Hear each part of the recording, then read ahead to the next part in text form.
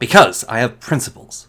I will not reward bad behavior, nor will I make excuses for it, or accept other people doing so. The title of this video is why I will never buy Dragon's Dogma 2, and I've already answered this. But let's explain this in more detail. Dragon's Dogma 2 is $95 in Canadian money. That is $5 off $100. That is a lot of money. Like, a lot of money. So this game better be amazing. It better work, be optimized, comfortable play, work well on all platforms it's marketed to. And that's just the start of what it needs to justify this cost. But looking at it and its reviews, seeing people play it online, it doesn't achieve these things. But that's not even the main problem here. Believe me, it's a problem. But the main problem is it's a single-player game with microtransactions. A game that costs upfront $95. Why on earth does it have microtransactions? It's a single-player game. It costs $95.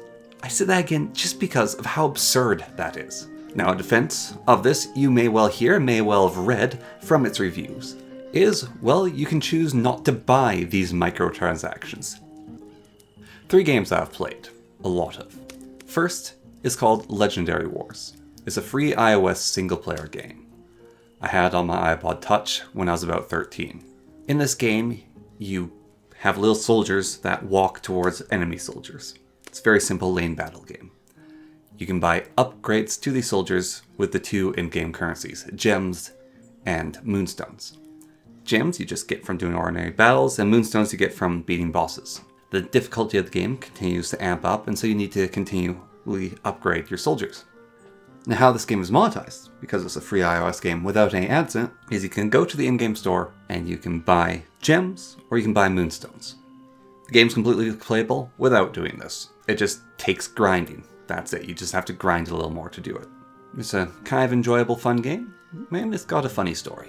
Now, cynically, it's an easy dopamine loop that you can spend real game money to accelerate your getting at the dopamine, as the whole point of the game, really from my perspective, is to upgrade your dudes and earn points to upgrade your dudes. But that was the iOS model back then, and it was completely acceptable. Dota 2 is an online battle arena game. Not go into the details too much about it. If you know what the game is, you know. If not, it's like League of Legends. It's also a completely free game, but you can spend money to put hats and other items on your heroes in the game. Basically, you spend money to make your things look good or look different.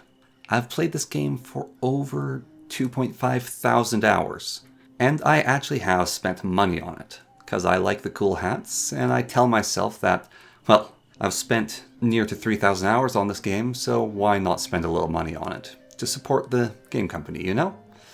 These items and things I've spent money on don't impact the gameplay in any way whatsoever, besides potentially causing lag, but that's more of a bug problem than anything else.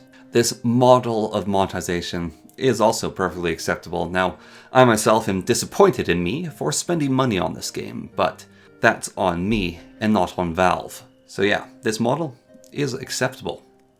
Helldivers 2. It's a fun game, came out recently. You might have heard of it. It's multiplayer, costs $50, and has many different kinds of currencies, all that can be unlocked in-game and earned.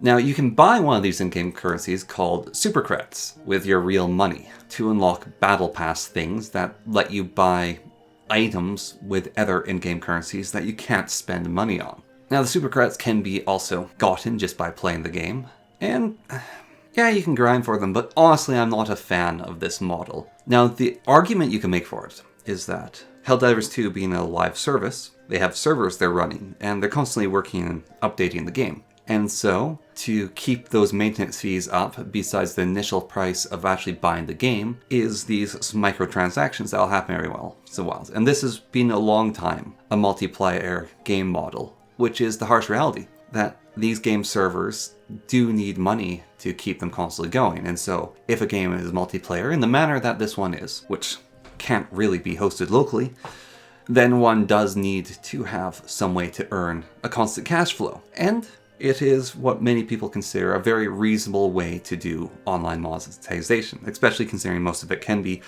earned in-game, and it is rather a small part of the game. Even with this is right on the line of being acceptable, in my opinion, of a game that's up cost front is $50. The multiplayer does mitigate that slightly, especially considering server fees, but I'm still not happy about it.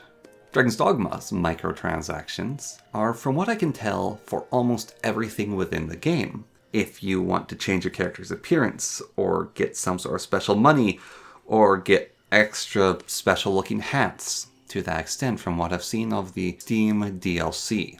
And this is a single player game. An expensive single player game. And that just does completely and utterly cross the line of what's acceptable. I'm fine with free-to-play games having these currencies, and you can buy their super premium platinum packs or whatever it may be. See, this fires a part of my brain that sees a challenge to show that I'm better than those people who bought the in-game V-Bucks in a free game. And I am going to waste my life grinding for this stuff instead of paying money for it. But Dragon's Dogma already costs a lot. And this completely ruins any justification I myself could have for this grinding of in-game goodies. Now, monetizing in-game money, fancy hats, and gear has another effect besides damaging my want for competitiveness. It actively discourages modifying the game. A company that has microtransactions within their game will actively fight you to stop you from modding the game, as doing so will cut into their profits. Now, this is not to say that it will stop modding completely, or even stop at all. People, if they enjoy the game, or want to do something to it, will do everything in their power to find ways around systems that may block modding. But still, the expectation is there that the games company will not be cooperative in the modding process, which, well, completely their right, is not, I think, good for a game. It also has de novo in it, and that's just not a very pleasant piece of software to have running on your computer or on your game. Anyways, back to it. If a company puts microtransactions for in-game money into a single-player game that already costs real money, it has more effects than limiting monkey brain, ooh, let me get dopamine hits, and the murdering of modding. One of those being, it wastes your time. Remember what I said about the monkey brain, obsessive farming. In a single player, free-to-play game, it is to prove that I'm better than those that pay. Doing that activity is a massive time sink. For those free games, my purpose is to farm. It is a challenge to find the most efficient way to level and get gold. I come up with my own strategies to find the optimal way to get me my schmeckles. That is what the game is to me. That is what the fun is. But in a game that I buy, I don't want to do this because that is not why I bought the game. There are free games that I can get that do this and probably do it better. That is what they're designed around. Why I buy a game is to go on an adventure, to fight dragons, save maidens, not to kick goblin teeth in hopes to get a 0.1% chance of a rare duple bloople currency to buy a fluffy hat with. Some will say that the system is implemented better than that, or that you don't really need to spend money to play the game, or it doesn't really take all that much extra time to earn these things in the game system. But what they have to realize is that it will. If you buy these expensive games that have microtransactions, then you make excuses for the companies. Like, hey, it just makes it a bit faster to do this. It doesn't waste that much time. Or you don't really need to actually go and get these microtransactions. Then you're saying that this behavior is okay. You're saying this is not wrong. When you do this, the company has got you. And they know they have got you. Maybe for now, you're willing to let your time be wasted.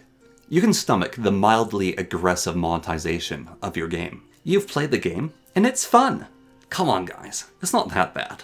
But what about Dragon's Dogma 3? Dragon's Dogma 2 was such a good game, you think to yourself. I'm going to go buy 3. Dogma 2 made a lot of money, and you accepted it for its sneaky monetization. Now in Dogma 3, it's not just the Blemple Ruples that cost in-game currencies. It's also the in-game gold. And yeah, sure, you can farm it, but it's just a little bit slower than it should be. Wastes a little bit more of the time. Gives you that feeling that, I'm farming. I don't need to spend money to get this gold. I can get it from the game. I'm doing it the in-game way. I'm having fun. But then you're not really playing the game of Dragon's Dogma.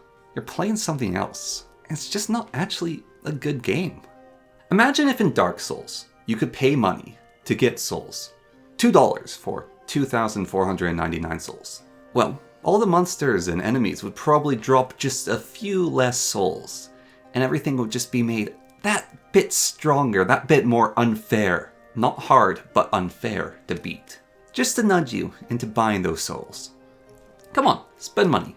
It's just a little. $2. Come on, spend some money. Come on, you know you want to. Come on. And then, before you know it, you're not playing Dark Souls anymore. You're playing FIFA 2037. And every game is FIFA. But that's okay, you like FIFA, and besides, every game does it, so it's just how things are. Come on, it's just how things are. That's how they make money. Yeah, that's just how they make money. At some point, you must draw a line in the sand and say this line is a line that cannot be crossed. This is the bare minimum of what's acceptable. Cross this line and we're through.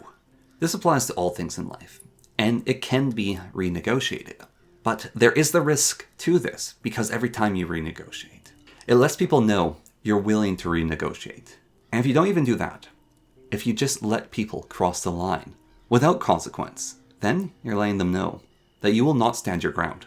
Each time you take a step back, you let everyone, including yourself, know that you are a person who takes steps back. And whenever you take that move back, people without your best interest will move forward, and they'll see if they can make you take another step back, again and again, keeping this game up until you end up in the sea. Buying a game with these monetization practices sets the standard. Now that this consumer will do this, they will buy a game that has microtransactions in it. Even if they don't buy the microtransactions, it still lets the company know that they can get away with selling this. If several tens of thousands do this, then it lets them know that this standard is set for tens of thousands of people. This concept extends beyond just the monetization of games. The game also is poorly optimized. In fact, many games on release are poorly optimized. But gamers long ago set the standard. You can release a shit game that doesn't work in the first few weeks because they have no self-control. At first, it was a bug here and there, but now games are released that barely run on launch. Or you need a mega computer just to make it run at its minimal settings. People accept this, and so the new line is drawn. A game can release with bugs that 15 years ago would have seen the destruction of that company's reputation. But now it's okay, because that's just how things are.